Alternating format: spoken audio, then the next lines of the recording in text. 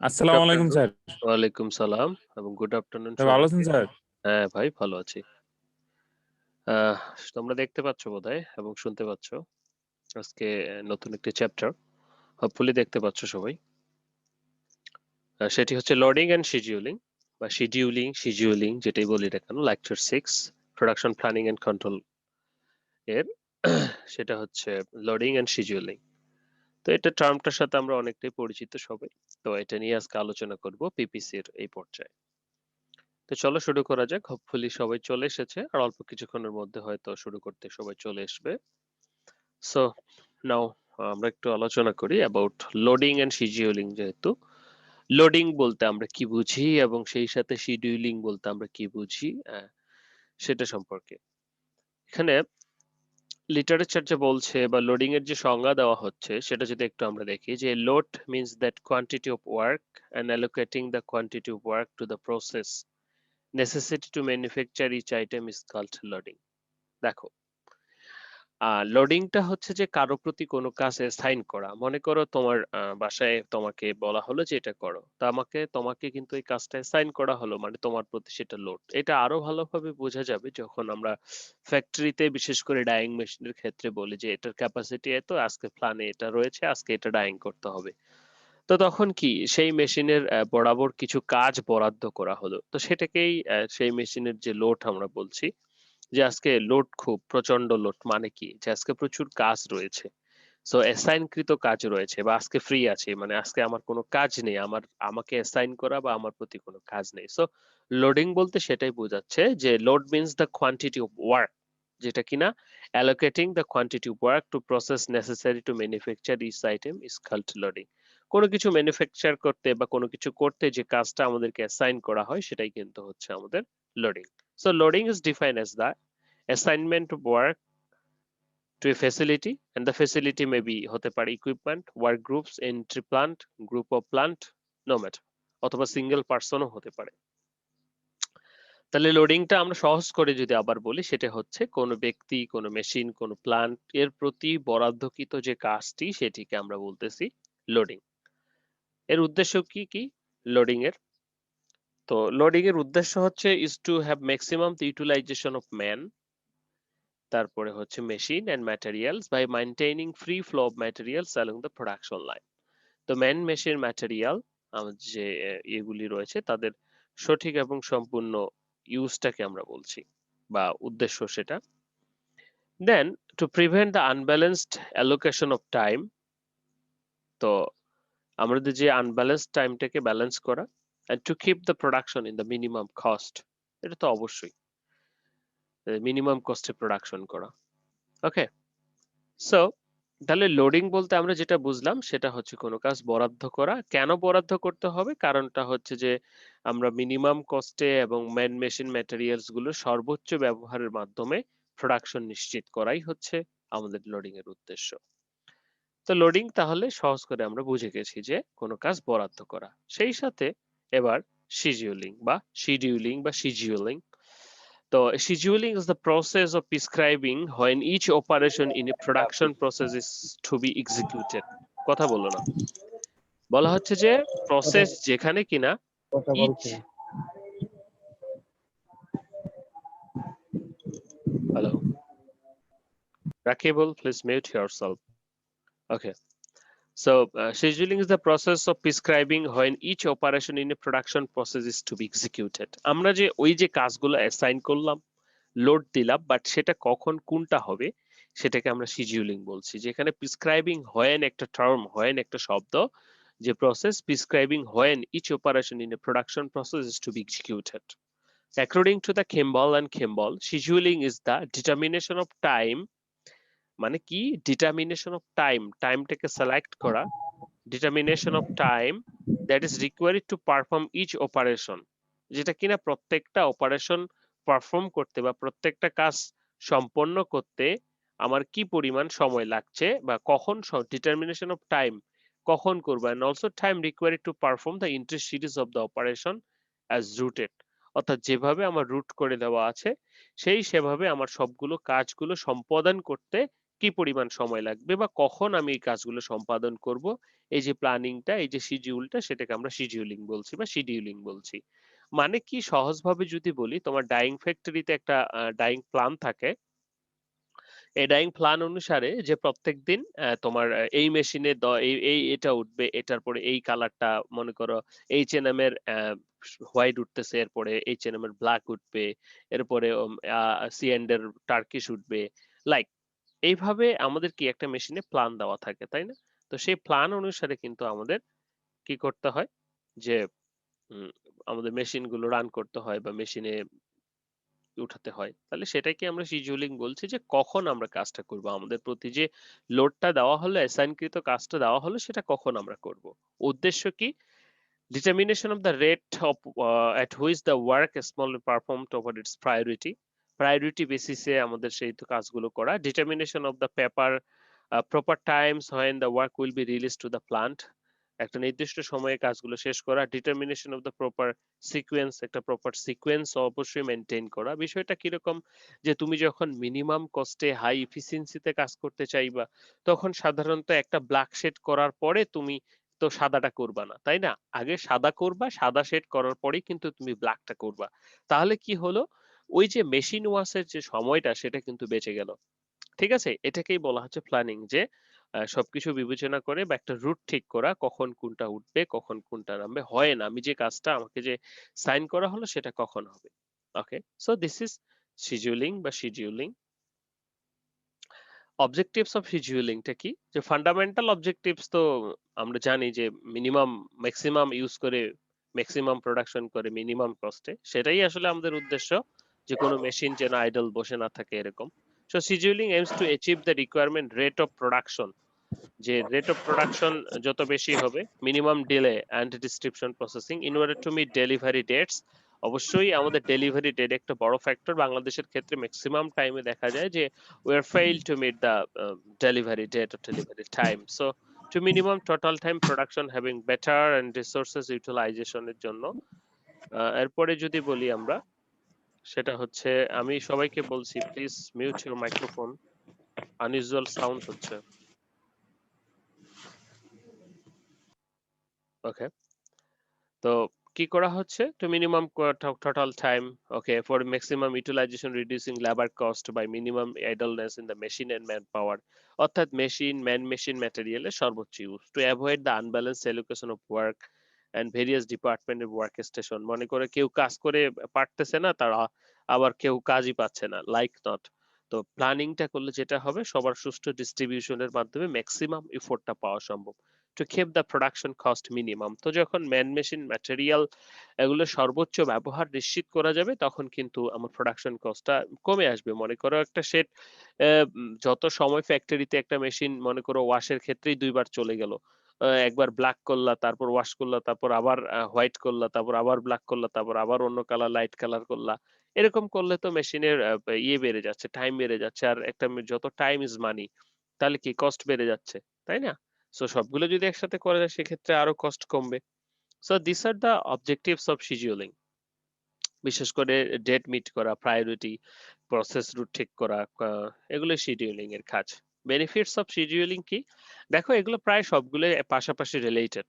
Benefits তাহলে কি? আমরা যদি এই আমাদের যে শিডিউল অনুসারে যদি আমরা আমাদের কাজগুলো শেষ করতে পারি, তাহলে কি সেটার বেনিফিট কি? আমরা ডিউ টাইমে ডেলিভারি করতে পারবো।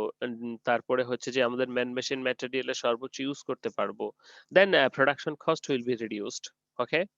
So benefits of scheduling ki, the operation department can use information and penetrating the amount of work and plan scheduling personnel excessive overtime machine repair other work। দেখো এই শিডিউলিং এর উপর বেচ করেই কিন্তু যে বেশি শিফট কাজ কি লোড কিরকম আছে তার উপর বেস করে যে প্ল্যানিংটা যখন শিডিউলিংটা করা হয়, এক্সট্রা লেবার লাগবে কিনা বা ওভারটাইম তোমরা বলো, এই ওভারটাইম করতে হবে কিনা, বা মেশিনটা কখন রিপেয়ার করতে হবে, মেশিনটার কখন মেইনটেনেন্স দরকার, বা রেগুলার মেইনটেনেন্সটা কখন হবে, all are includes in the scheduling. So everything will be under a systematic procedure. Foremen can determine themselves whether their operation on schedule. Foreman যারা কাজ করছেন তারা তাদের যে ইয়ে অনুসারে হচ্ছে কিনা, বা সেটা কতখানি আমাদের যে ডিমান্ড, সেই ডিমান্ড থেকে কতখানি আমরা বাইরে সেটা করা যাবে। And also purchase department can make its plan to purchase supplies, tools or equipment. তো purchase department আমার এই শিডিউলের উপর বেস করে কিন্তু মনে করো দ্বিতীয় সপ্তাহে আমি একটা ব্রসিয়ানের কাজ করব। তাহলে এই সপ্তাহে তো ব্রসিয়ান আনার দরকার নাই বা এতটা তাড়াহুড়োর দরকার নাই। Purchase department will make a plan and then they will be brought to the brosian. Okay, so machine shop can be when the special features and molds or tools are required. সেই machine shop analysis করে দেবে। Planning department knows at stage whether the older schedule and whether the correction একটি বলবে necessary. তো planning department সেটার এখতিয়ার রাখে, সাধারণত করা হয়ে থাকে যে কখন কোনটা চেঞ্জ হবে কিনা। নেক্সট যদি আমরা বলি যে আমাদের আহ, আরো কিছু রয়েছে, বলবো যে উদ্দেশ্য বলতে বেনিফিটস রয়েছে, সেগুলো যেমন satisfactory relationship with customer and vendors. তুমি যদি সময় মতো সবকিছু দিতে পারো, then scheduling permits the production plan of manufacture to be integrated plans of others. একই সাথে ইন্টিগ্রেটেড কোন কাজ করা যেতে পারে, যেমন দুটো ব্যাচ ডাইং হবে, দুটো ব্যাচের ক্ষেত্রে দুটো ভিন্ন কালার, কিন্তু তুমি স্কাওয়ারিংটা একসাথে করে ফেললা। So like benefits of scheduling. তো আর যদি শিডিউলিং না করা থাকে তাহলে তো তুমি জানতা না যে এই দুটো ব্যাচ একই মানে কখন মানে উঠবে বা একই কালার হবে বা ভিন্ন কালার হবে, একসাথে স্কাউরিং বা প্রি ট্রিটমেন্টটা করা যায় কিনা, like. So these are the benefits of the scheduling.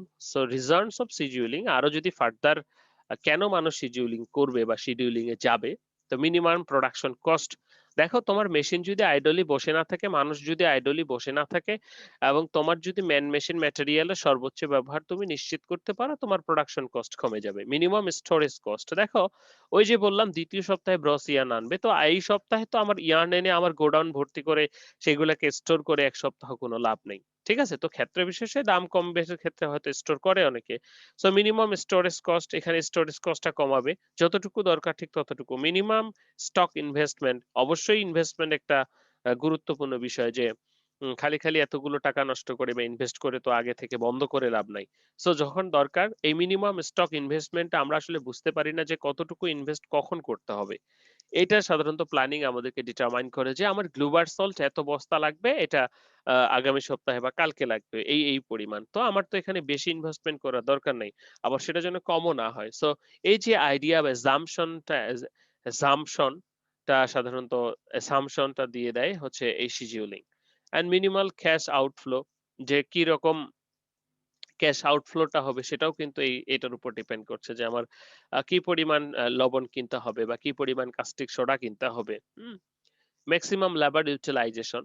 তো আমি কিন্তু জানি আমি যখন ফ্লোর চালাই যে কোন লেবার দিয়ে কতটুকু কাজ, কোন মেশিনটা চালানো যাবে।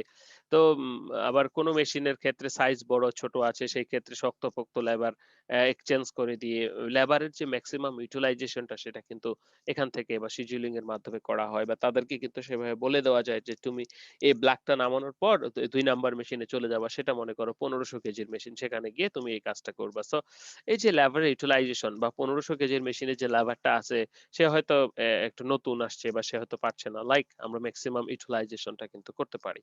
ম্যাক্সিমাম প্লান্ট ইউটিলাইজেশন, আমার কোনো মেশিন আইডলে বসে থাকবে না।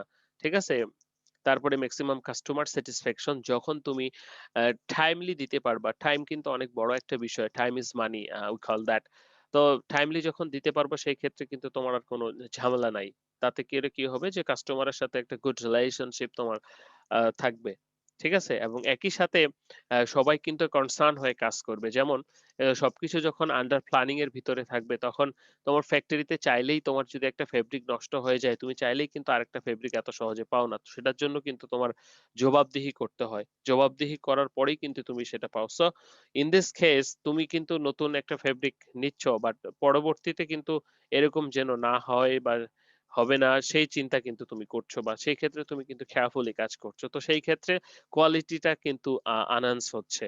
অ্যান্ড যখন তুমি উইথ কনসাস মাইন্ডে কাজ করছো, দেন ম্যাক্সিমাম অপারেটর মোরাল, এই যে মোরাল যেটা সেটাই কিন্তু ডেভেলপ করছে এইভাবে, হ্যাঁ। So this are the benefits of are this are the reasons to be for our scheduling or scheduling এর পেছনে যেটা দরকার, বা কেন শিডিউলিং করব, সেটার যে পিছনের যে কারণগুলি, এই বেনিফিটস গুলি আমরা পাবো। Information necessary for scheduling. Scheduling এর জন্য কি, কি ইনফরমেশন দরকার আসলে? আমি যখন প্ল্যানিং করব, আমরা সাধারণত শিডিউলিং ফ্যাক্টরিতে বলি না? বলে থাকি সাধারণত প্ল্যানিং বা প্ল্যানিং ডিপার্টমেন্ট। তো এটা কিভাবে এটা করতে আমাদের কি, কি লাগবে? বা কি, কি বিষয়ের উপর ধারণা থাকাটা জরুরি? সেটা হচ্ছে যেমন the operation necessary. First of all তোমাকে জানতে হবে যে একটা প্রসেস, একটা ফেব্রিকের কি, কি প্রসেস ইনভলভ হবে, সে কতক্ষণ চলবে। তুমি যদি এটার প্রসেস সম্পর্কেই না জানো, অপারেশন গুলো সম্পর্কে না জানো, তুমি তো সেটার করতে পারবা না। যে একটা ফেব্রিক মনে করো এখান থেকে নামবে, রেডি ফর ডাইং, শুধু স্কাউরিং হয়ে অন্যখানে ডেলিভারি হয়ে যাবে। বাট তোমার যদি এরকম ধারণা থাকে যে আরএফডি মানে যে কি? তাহলে এটা বোধহয় নামবে, কালার হবে, ফিনিশিং হবে, নরমাল অ্যাজ ইউজুয়াল ফেব্রিকের মতোই চলবে। তাহলে তো তোমার শিডিউলিং টা প্রপার হবে না। সেখানে কিছু টাইম লস হবে, ওয়েস্টেজ হবে। তো এই ক্ষেত্রে তোমার অপারেশন রুটটা জানতে হবে। So the operation necessary should be know and machine capacity and number of hours. Also তোমার কতগুলো ফ্লোরে মেশিন রয়েছে এবং কতটুকু কত সময় লাগে, একটা অ্যাজাম্পশন করেই কিন্তু তোমাকে প্ল্যানিংটা করতে হয়। হয়তো কোনো সময় মিট করে, কোনো সময় মিট করে না, বাট আশপাশ দিয়েই কিন্তু যায়। Time required to the transportation, এবং এই যে এটা রেডি হওয়ার পর ট্রান্সপোর্টেশনে কত সময় লাগবে, and the date when purchase material parts or will be availed. তো যখন আমি কিনছি তখন এই সময়ের ক্ষেত্রে মনে করো ২ মাস পর আমি এই কাজটা করব। তো ২ মাস পরে ইন্ডিয়ান রাইসের সাপ্লাই থাকবে কিনা? এই যে বিষয়গুলি। So this information are necessary for scheduling. Scheduling কিন্তু খুবই কঠিন একটা কাজ। যে ওভারঅল প্ল্যানিং যেটা করতে হয় যে অ্যা হয়তো প্ল্যানিং অনেক সময় 100% অ্যাকুরেটলি চলে না। হয়তো ২-১ ঘন্টা দেরি হয় বা কম হয় বা বেশি হয়। যাই হোক। তো মোটামুটি প্ল্যানিং না করলে কিন্তু আমরা বায়ারকে কোনো ডেট দিতে পারি না, বা যাই হোক। So these are the necessary information which need to be for planning, অথবা প্ল্যানিং করার সময় দরকার হবে। সো এখন একটু আসি যে ফ্যাক্টরস এফেক্টিং দ্য শিডিউলিং। তো এই শিডিউলিং বা প্ল্যানিং করতে গেলে আমাদের কিছু ফ্যাক্টর আছে যাদেরকে আমাদেরকে মাথায় রাখতে হবে, যেগুলো আমাদেরকে এফেক্ট করে বা প্রভাবিত করে। যেমন এক্সটার্নাল ফ্যাক্টর রয়েছে, কিছু ইন্টারনাল ফ্যাক্টর রয়েছে। ফ্যাক্টরের ইন্টারনাল এবং এক্সটার্নাল। এক্সটার্নাল ফ্যাক্টর তো আমরা জানি যে অভ্যন্তরীণ যে সরি বাইরের যে বিষয়গুলি, সেটা রাজনীতি হতে পারে, like so these are the factors which are not within the control of the organization or management, and they are dedicated to outside and force of the management and adjusted, but তাদের সাথে কিন্তু আমরা যুক্ত আছি। ঠিক আছে? বা তারা কিন্তু আমাকে প্রভাবিত করে। সেগুলো কিরকম? সেগুলো হচ্ছে যে first of all customer demand. Customer ডিমান্ডটা কিসে? মনে করো ফ্যাক্টরিতে তো কত কিছুই যে আর্জেন্ট তোমরা আমার থেকে ভালো জানো, যে প্রত্যেকটা ফেব্রিকই আর্জেন্ট, বা বিশেষ করে যারা স্যাম্পল এ কাজ করে থাকো তাদের ক্ষেত্রে তো সবই আর্জেন্ট। লাইক তো এই অর্ডার অনেক সময় মার্চেন্টাইজার বলবো বা কাস্টমার বলবো সহজ ভাষায়, যে কাস্টমাররা সাধারণত তাদের ডিমান্ড দিয়ে দেয় যে এটা আমার পরে হলেও চলবে কিন্তু এটা আগে লাগবে। সো কাস্টমার ডিমান্ড ফুলফিল করতে আমার প্ল্যানিং কিন্তু চেঞ্জ করতে হয়। ডেলিভারি ডেটস এন্ড কাস্টমার, এইটা সবচেয়ে ইম্পোর্টেন্ট, যে কাস্টমারের ডেলিভারি ডেট মিট করাটা আমাদের ক্ষেত্রে, বিশেষ করে যখন আমরা কোনো ডেভেলপমেন্টে যাই, সেই ক্ষেত্রে ডেভেলপমেন্টে কিন্তু আমাদের এই ডেলিভারি ডেট নিয়ে প্রচুর ঝামেলার সৃষ্টি হয়, যে আমরা হয়তো ডেভেলপ করতে পারি নাই, বা যাই হোক বাল্কের ক্ষেত্রেও এই ডেলিভারি ডেট নিয়ে ঝামেলার সৃষ্টি হয়। সো এই ডেলিভারি ডেটের উপর বেস করে কিন্তু আমাকে প্ল্যানিংটা করতে হয় মোটামুটি হাতে সময় নিয়ে, যে আমার ব্যাচ যে ১ শুটে ডাইং ঠিক হয়ে যাবে এটা তো নাও হতে পারে। Stock goods already lying with dealers and retailers. তো মনে করো যে তুমি সুতা অলরেডি এনে ফেলেছো। তোমার ৩০ কাউন্টের সুতা দরকার, বা ৩০ কাউন্ট সুতা তুমি এনে ফেলেছো। সো এখন তুমি মানে ডিলার এবং রিটেইলারের সাথে কথা বলে ফেলেছো। তো এখন তোমাকে তো প্ল্যানিংটা দিতেই হচ্ছে। লাইক তুমি বাউন্ড আরকি, যে এক্সটার্নাল ফ্যাক্টর যারা আমাদেরকে প্রভাবিত করছে। এরপরে কিছু ইন্টারনাল ফ্যাক্টরের দিকে আসি। ইন্টারনাল ফ্যাক্টরের দিকে হলো যে stock of finish products with enterprise. তো আমার আ এ যে প্রতিষ্ঠান, আমার যে ফ্যাক্টরি, সেখানে কি পরিমাণ ফিনিশ প্রোডাক্ট আছে, বা সেটা দিয়ে দেওয়া যায় কিনা। মনে করো কেউ একটা সাদা চাইছে, সাদা তো আমরা এভেইলেবল করে থাকি। তো সেই সাদার সাথে আবার সেই সাদার শেড মিলবে কিনা। তো সেক্ষেত্রে সেই ফেব্রিকটা চালানো যায় কিনা, আমাদের যখন স্টকে এ ধরনের ফেব্রিক থাকে তখন কিন্তু এ ধরনের চিন্তা ভাবনাও আমরা করি। সো এই ইন্টারনাল ফ্যাক্টরটাও কিন্তু কাজ করছে। Time travel to process finish product of the র ম্যাটেরিয়াল। আমার ওই যে বললাম শুরু থেকে, অর্থাৎ ইয়ার্ন থেকে পেয়ে সেটাকে একবারে ফেব্রিক ফিনিশ গুডস পর্যন্ত বানাতে কত সময় লাগবে। Ability of the machine and equipment. আমার মনে করো যে অনেক সময় আমরা টেরি বা উম ইয়া ওই যে লুপ বাইন্ডিং ইয়েগুলো করে থাকি সাধারণত ফেব্রিক গুলো। সেই ক্ষেত্রে মনে করো যে অনেক মেশিন আছে যেগুলোতে হয় না। ধরে নাও একটা বড় রিপিট সাইজের রিপ করছি, সেটাই হচ্ছে না। তো তাইলে আমার মেশিন অ্যাভাইবিলিটি এবং তখন আমাকে সেটা বাইরে থেকে করতে হবে। বাইরে থেকে করতে গেলে আমার সময় বেশি লাগবে। So availability of machine and equipment এটাও কিন্তু আমার জরুরি। অ্যাভাইবিলিটি অফ ম্যান পাওয়ার আমার কিরকম মানুষজন আছে। আমার ডেইলি প্রোডাকশন ৩০ টন। আমি যদি বলি ৪০ টন প্রোডাকশন দিতে হবে তাহলে তো সম্ভব না। বা এই ৩০ টনের ভিতরেই কিন্তু আমাকে করতে হবে, এনালাইসিস করতে হবে। ম্যান পাওয়ার আছে কিনা কতটুকু। অ্যাভাইবিলিটি অফ দ্যা ম্যাটেরিয়ালস এবং আমার যখন দরকার সেই সময়ে ম্যাটেরিয়ালস বা purchase department all materials available করে দিতে পারবে কিনা। ম্যানুফ্যাকচারিং ফ্যাসিলিটিস আমার মেশিন যা আছে সেগুলো সম্পূর্ণ স্বয়ংসম্পূর্ণ কিনা, ফিজিবিলিটি, ইকোনমিক প্রোডাকশন রানস, যে টাকা পয়সারও একটা ব্যাপার আছে, টাইপস অফ ম্যানুফ্যাকচারিং প্রোডাক্ট এবং অবশ্যই আমি কি ধরনের প্রোডাক্ট করছি, আমি কি রেগুলার প্রোডাক্ট করছি নাকি আমি ডেভেলপমেন্টে যাচ্ছি কোনো ডিজাইনেটেড প্রোডাক্ট করছি বা এরকম সফিস্টিকেটেড প্রোডাক্ট করছি সেই ক্ষেত্রেও কিন্তু আমার শিডিউলিংটা ভেরি করে। কম্পোনেন্টস, হ্যাঁ? ওকে। তো এই ছিল আমাদের কি যে ফ্যাক্টর যেটা আমরা বলছি যে এক্সটার্নাল ফ্যাক্টর যেটা কাস্টমার ডিমান্ড, তারপরে হচ্ছে ডেলিভারি ডেট এবং যে ডিলার এবং রিটেলারের সাথে যাদেরকে কথা দেওয়া হয়েছে ইন্টারনাল ফ্যাক্টরের ভিতরে এগুলো যেগুলো কিনা আমাদেরকে যখন প্ল্যানিং করব সেই ক্ষেত্রে প্রভাবিত করে বা এগুলো মাথায় রেখেই কিন্তু আমাদের প্ল্যানিংটা করতে হবে। এরপরে আসি কম্পোনেন্টস অফ শিডিউলিং। শিডিউলিং এর কম্পোনেন্টস কে আমরা কয়েকটি ভাগে ভাগ করছি। প্রথমত প্রিলিমিনারি টু ম্যানুফ্যাকচার। তো ম্যানুফ্যাকচারিং করতে গেলে প্রিলিমিনারি কিছু কম্পোনেন্টস রয়েছে। সেগুলো হচ্ছে যে ক্রেডিট চেকিং পিরিয়ড, আ যে তোমার কোম্পানি ঠিক আছে টাকা পয়সা আছে কিনা। The time for preparing production order by sales আর ডিমান্ড ডিপার্টমেন্ট। এরপরে আসবো যে প্রোডাকশনে আমি যাবো। ঠিক আছে? ইঞ্জিনিয়ারিং ডিপার্টমেন্ট এবং প্রোডাকশন ডিপার্টমেন্ট মিলে আমার প্রোডাকশনে যাবে। এটা আমার ইঞ্জিনিয়ারিং ডিপার্টমেন্ট এনালাইসিস করবে যে আমার প্রোডাকশন করার সক্ষমতা আছে কিনা বা আমার এক্সিস্টিং যে মেশিনপত্র সবকিছু আছে এটা দিয়ে হবে কিনা। ঠিক আছে? মনে করো নতুন একটা সিপিভিডি ডাইং বা আ বা ওয়াটার ডাইং করতে যাচ্ছ তোমার ফ্যাক্টরিতে। তাহলে তোমার এখানে ইনভেস্টমেন্ট কত সেটা চিন্তা করতে হবে। তারপরে সেটার ইঞ্জিনিয়ারিং ডিপার্টমেন্ট চিন্তা করবে যে এক্সিস্টিং যে মেশিনারিজ আছে সেগুলো দিয়ে সম্ভব কিনা। ঠিক আছে? এবং এটার সাথে, সাথে production order by sales department এটার কি পরিমাণ নিয়ে আসতে পারবে সেটাও কিন্তু কথা। সো এই প্রিলিমিনারিস ইস্যু গুলো থাকে কম্পোনেন্ট শিডিউলিং। এরপরে রয়েছে আমাদের preliminary manufacturing, time consumed in production planning. তো কি পরিমাণ টাইম কনজিউম করছি আমরা, কিন্তু আমরা যে প্ল্যানিং করছি সেখানেও কিন্তু কিছু পরিমাণ টাইম কনজিউম করছি।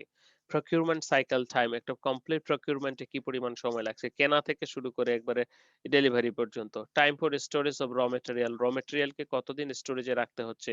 টোলিং টাইম বলা হচ্ছে দ্য ডেলিভারি ডেটস, তুমি কত ডিলে করছো। ঠিক আছে? টোলিং সাসেস ফিক্স ফিচার আদার টুলস, কোনো কিছু চেঞ্জ করে এই বারে আমরা বায়ারের সাথে যেগুলো করে থাকি।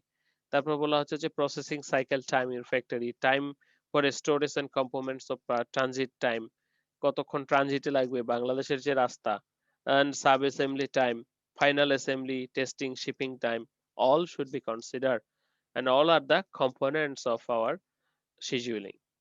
মানে মোটামুটি সবই একই রকম বা একই ধরনের অনেকটাই।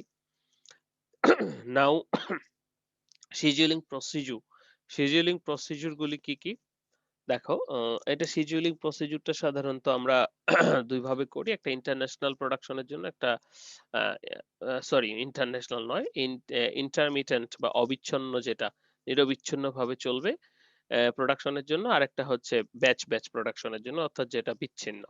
শিডিউলিং ফর ইন্টারমিটেন্ট যেটা প্রোডাকশন সেটার জন্য যেটা করছি আমরা সেটা হচ্ছে scheduling within order, scheduling of order relation with other order, scheduling to machine and then for continuous প্রোডাকশনের জন্য দেখো, যেটা ইন্টারমিটেন্ট যেটা প্রোডাকশন সেটা উইথিন ওয়ার্ডার, মানে হচ্ছে যে মনে করো নতুন একটা জিনিস আসছে, ১ লট করবা, ২ লট করবা, স্যাম্পল দিয়ে মাইরা দিছো। ঠিক আছে? তো সেটার ক্ষেত্রে within order, scheduling order relation to the other সাথে আছে কিনা, শিডিউলিং টু মেশিন, বিশেষ করে নতুন কোনো ডেভেলপমেন্টের ক্ষেত্রে ইন্টারমিটেন্ট বা এই ক্ষেত্রে এই ধরনের প্রোডাক্টের ক্ষেত্রে মানে নতুন একটা ডেভেলপমেন্ট আসছে যে 4x4 রিপ, সেটা করা যায় কিনা, মেশিনে করা যাবে কিনা, লাইক। তারপরে ফর কন্টিনিউয়াস প্রোডাকশন এর ক্ষেত্রে মনে করো যে আমাদের কি কন্টিনিউয়াস প্রোডাকশন তো ফ্যাক্টরিতে চলতেই থাকে। তো কন্টিনিউয়াস প্রোডাকশন এর ক্ষেত্রে এখানে কোনো আছে কিনা, inventory level, purchasing, engineering and financial operation all ঠিকঠাক আছে কিনা, this are the continuous production. Scheduling এর ক্ষেত্রে এগুলো আসবে এবং আমরা সাধারণত সবসময় কন্টিনিউয়াস প্রোডাকশনটাই করে থাকি। এই ইন্টারমিটেন্ট বা এই যে ক্ষুদ্র, ক্ষুদ্র যেটা সেটা আসলে মাঝে, মাঝে হয় বা অল্প কিছু প্রোডাক্টের ক্ষেত্রে করতে হয়।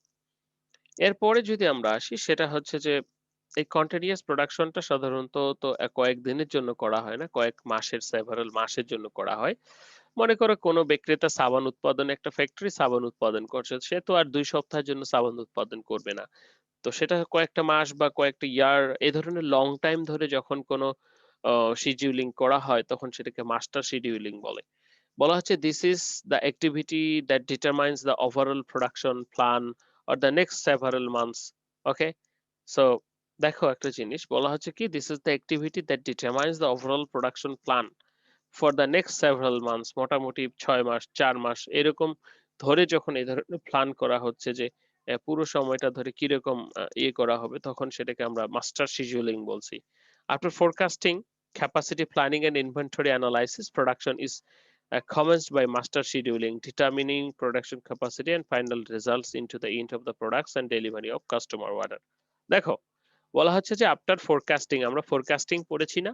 ফোরকাস্টিং এ কি পড়েছি যে কতটুকু বিক্রি হতে পারে সেটার একটা ফোরকাস্ট আমরা করি যে হ্যাঁ, এই ধরনের এতটুকু বিক্রি হবে বা এত পিস বিক্রি হবে সেই অনুসারে কিন্তু আমরা লোড ক্যালকুলেশন করি। সেই অনুসারে কিন্তু আমরা অ্যাজাম্পশন করি যে হ্যাঁ, এতটুকু প্রোডাকশন করতে হবে। তাহলে সেই প্রোডাকশনের উপর বেস করে আমরা তখন কি করি যে ফুল লোড ক্যালকুলেট করি ফোরকাস্টিং এর উপর বেস করে। ক্যাপাসিটি প্ল্যানিং আছে আমাদের আবার। সেই ক্যাপাসিটি প্ল্যানিং আছে কিনা আমাদের ইনভেন্টরি এনালাইসিস করি। তারপর আমরা ক্যাপাসিটি ইয়েতে চলে যাই যে প্ল্যানিং এ চলে যাই। Then, next several months after forecasting, capacity production is common by master scheduling, determining the productivity, capacity, and final results into the in product delivery customer to order পর্যন্ত আমাদের এই যে শিডিউলিংটা এটা চলতেই থাকে। ঠিক আছে? যে সেটা শিডিউলিংটা কিরকম? যে এই যে উৎপাদন হতে আছে, চলতে আছে। ঠিক আছে? এখানে কোনো ছোট, ছোট প্রোডাকশন বা এই ধরনের নাই। তো প্ল্যানিং গুলা সাধারণত একই রকমের হয়। Master scheduling. তো মাস্টার শিডিউলিং এর কিছু প্রসেস স্টেপস রয়েছে, কিছু অ্যাডভান্টেজ রয়েছে যে ২ টা স্টেপ। কি, কি? যে sales forecast and order already on hand first broken into shop and loads. দেখো, প্রথমত আমাদের এস্টিমেট করতে হবে, ফোরকাস্ট করতে হবে যে আমরা কতটুকু প্রোডাকশনে যাব। দেন সেই অনুসারে আমাদেরকে লোড ক্যালকুলেট করতে হবে। বলা হচ্ছে যে shop loads are then compared with the capacity plan current shop information inventory loading and facility. তো লোড যখন ক্যালকুলেট করা হয়ে গেল তখন এটা ইন্টারনাল ফ্যাক্টরিতে আমাদের কি করতে হবে উৎপাদন করতে হবে বা উৎপাদনের প্রথমত হচ্ছে লোড ক্যালকুলেশনের জন্য আমাদের ফোরকাস্টিংটা দরকার, এটা একটা স্টেপ। দ্বিতীয়ত এটার উৎপাদনের জন্য আমাদের এক্সিস্টিং যেটা রয়েছে সেটার মাধ্যমে আমরা কিভাবে প্ল্যানিং করতে পারি সেটাকে আমরা মাস্টার শিডিউলিং বলছি। ওকে, যেমন এখানে একটা এক্সাম্পল দেওয়া রয়েছে যে prepare the master schedule for working on a mailing machine for a month. ১ মাসের জন্য বলছে। From the past data it is known that the machine works 20 hours, ২০ ঘন্টা কাজ করে a day. So maximum number of machine hour হবে ৬ দিন। ১ সপ্তাহ যদি বলি তো পার উইক 20 ইনটু ৬ ১২০ ঘন্টা পার উইকে। তো ৪ মাসে সেটা আবার গুণ হবে বা সরি মাসে যদি ইয়েতে হয়। And now scheduling is to be done in such a way that the maximum number of machine hours should not exceed ১০০। এইভাবে বলা হচ্ছে now the scheduling is to be done in such a way that the maximum number of machine hours should not exceed ১২০ and should be below minimum number of machine hours 6। অর্থাৎ আমাকে এমন ভাবে প্ল্যানিংটা করতে হবে, আমাকে এখানে বলে দিয়েছে যে আমাদের মেশিনের আমার উইকের ইয়ে হচ্ছে ১২০ আওয়ার পার উইক। তো আমাকে এখানে বলে দেওয়া হলো মেক্সিমাম ১২০ এবং মিনিমাম হচ্ছে ৬ আওয়ার আমার মেশিনের। এখন আমাকে এই ক্যাপাসিটি বা এই ফিনোমেনা ধরে মাস্টার শিডিউলিং করতে হবে। তাহলে সলিউশনটা কি? আমরা যদি ফর মিলিং মেশিন বা অন্য কোনো হতে পারে। Maximum production ১২০ hour, minimum production ৬ hour. তো এখন এটা আমরা ইয়ে করি, মাস্টার শিডিউলিং করি। দেখো এখানে জব 1, জব 2, ৩ দেখো ৩০, ৪০, ২৫, ৫০, ৪৫, ১৫, ২০ এভাবে করছে। উইক 4 এ গিয়ে দেখা যাচ্ছে কাজ শেষ হয়ে গেছে। বলা হচ্ছে যে ৪ টা মাস, তাই না? ৪ টা উইক একটা মাসে। From this chart, the evidence the sir machine exam কখন হবে? after you complete your lecture. Okay. Machine is engaged in the first 100 hours. মনে করো যে তোমাকে এটা ভাগ করে নিতে হবে। সেকেন্ড উইকে 85 আওয়ার এন্ড থার্ড উইকে 40 আওয়ার এন্ড ফোর্থ উইকে কোনো লোড নাই। So the fourth job on the machine নতুন কোনো জবের দিকে যেতে হবে, নতুন কোনো প্রোডাকশন বা নতুন কোনো প্ল্যানিং এর দিকে যেতে হবে। অর্থাৎ তুমি প্ল্যানিং করছো যে তোমার এই তোমাকে বলা হচ্ছে, তাহলে তুমি কি চেষ্টা করবে ম্যাক্সিমাম 80 অর্থাৎ 120 আওয়ার্সই পার উইকে ইয়ে করার জন্য। ঠিক আছে না? সেটা ধরে তুমি প্ল্যানিং করবা তোমার লোড অনুসারে। তো এটাই master scheduling. Objectives of master scheduling হচ্ছে যে কি, to provides means of keeping or running total manufacturing requirements to facilitate the production manager to the plan. অর্থাৎ আমার যেটা কন্টিনিউয়াসলি চলছে সেটাকে আরো ফ্যাসিলিটেট করা। নাও যেটা বলবো যে অ্যাডভান্টেজ এন্ড ডিসঅ্যাডভান্টেজ দিয়ে শেষ করবো আজকে। অ্যাডভান্টেজ গুলি কি কি বলা হচ্ছে যে very easy and to understood. It provides overall picture of the current production schedule, can be easily maintained by non-technical staff and making, মনে করো একবার হয়ে গেছে যে আমাদের ফ্যাক্টরিতে আছে না অনেকেই নন টেকনিক্যাল স্টাফ, যারা একবার যে প্ল্যানিংটা করা হয়েছে যে এই মেশিনে এই সে সেভাবেই করতেই থাকে।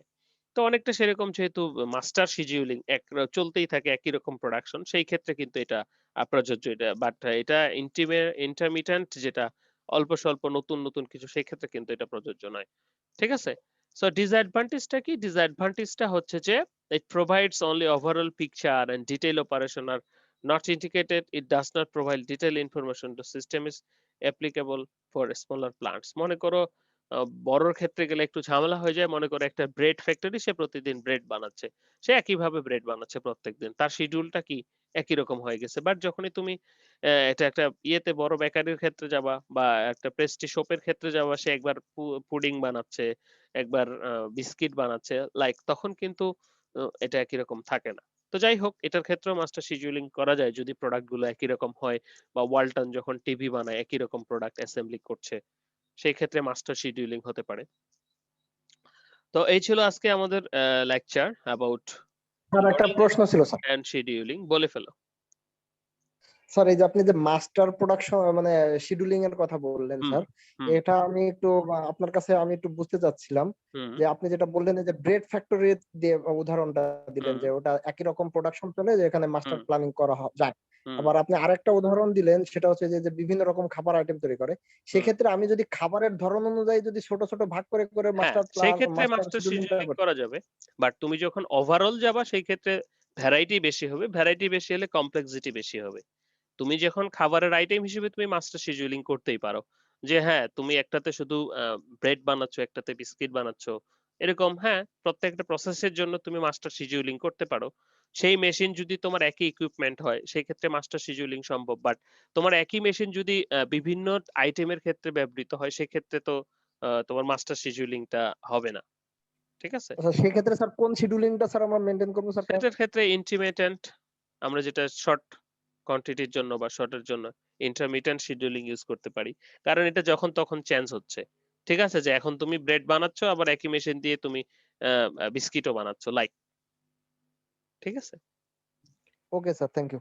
হুম। তাহলে আজকে খুবই সহজ একটা লেকচার ছিল, সেটি হচ্ছে লোডিং এবং শিডিউলিং। লোডিং মানে বাংলা কথা হচ্ছে আমাকে কি পরিমাণ কাজ করতে হবে, আর শিডিউলিং মানে হচ্ছে কখন কাজটা করতে হবে। তাহলে একটা ডাইং মেশিনের কথা যদি বলি, সেটা হচ্ছে যে তার অ্যাসাইনকৃত কাজ হচ্ছে লোডিং, এবং অ্যাকর্ডিং টু দ্য প্ল্যান অনুসারে সেটা হচ্ছে শিডিউলিং। তো সেটার অনেকগুলো ফ্যাক্টর আমরা দেখেছি। অবজেক্টিভস হচ্ছে কি, মিনিমাম কস্টে ম্যাক্সিমাম ইউটিলাইজেশনে প্রোডাক্ট উৎপন্ন করা। বেনিফিটস তো আছেই, যখন আমরা সব দিক থেকে বেনিফিটস হবে, কাস্টমার ডিমান্ড ফুলফিল করতে পারলে গুড রিলেশন হবে, আরো বেশি অর্ডার আসবে, ইকোনমিক্যাল বেনিফিট হবে। তো এইখানে মোটামুটি অনেকগুলো রিজন দেওয়া আছে যে কেন আমরা শিডিউলিং করব সেটার। তারপরে যদি আমরা বলি কি কি শিডিউলিং এর ইনফরমেশন দরকার, কি কি ফ্যাক্টরস আছে যারা আমার শিডিউলিং করতে বা প্ল্যানিং করতে প্রয়োজনীয় বা দরকার হতে পারে। তারপরে আমরা যদি বলি এখানে আমাদের কম্পোনেন্টস রয়েছে, কি কি কম্পোনেন্টস হিসেবে আমরা সেটাকে আলোচনা করব বা কম্পোনেন্টস মনে করব যে এই বিষয়গুলি আমার ইয়ের ক্ষেত্রে দরকার, শিডিউলিং এর ক্ষেত্রে বা প্ল্যানিং এর ক্ষেত্রে দরকার। তারপর হচ্ছে যে শিডিউলিং প্রসিডিউর, এই যে যেটা ইন্টারমিটেন্ট এটা সাধারণত শর্ট কোয়ান্টিটি বা যখন তখন করা হয়। আর মাস্টারটা সাধারণত একই ধরনের প্রোডাক্ট অনেকদিন ধরে চলছে বা অনেকদিন ধরে চলবে। তখন সাধারণত মাস্টার শিডিউলিংটা করা হয় যে এরকম কন্টিনিউয়াসলি চলতেই থাকলো। তো এই ছিল আমাদের এখানে একটা চার্ট রয়েছে সেটার মাস্টার শিডিউলিং এর জন্য। যেমন সেলস ফোরকাস্টিং ১ম এ আনতে হয় আমাদেরকে। কতটুকু সেলস হবে সেটা ফোরকাস্টিং করে দেন এগ্রিগেট লোড, জেনারেট এনালাইসিস করে আমরা মাস্টার শিডিউলিং এ যাই। যদি আমাদের একই ধরনের প্রোডাক্ট হয়ে থাকে। বাট এটার ক্ষেত্রে আবার কাস্টমার অর্ডার এবং ইঞ্জিনিয়ারিং যে লিমিটেশন গুলো সেগুলো আলোচনা করতে হয়। ইনভেন্টরি কি পরিমাণ আছে। তারপরে মাস্টার শিডিউলিং হয়, ক্যাপাসিটি প্ল্যানিং, কারেন্ট ইনফরমেশন সব এটা তারপর চলতে থাকে। Rough time schedule. তো এটা মোটামুটি মাস্টার শিডিউলিং এর একটা ফ্লো চার্ট। তারপরে তো আমাদের অ্যাডভান্টেজ এবং ডিসঅ্যাডভান্টেজ অবজেক্টিভস গুলো দেখেছি। এটা দিয়ে আজকে আমাদের এই ছোট্ট লেকচারটি শেষ। ধন্যবাদ সবাইকে। তোমাদের কোনো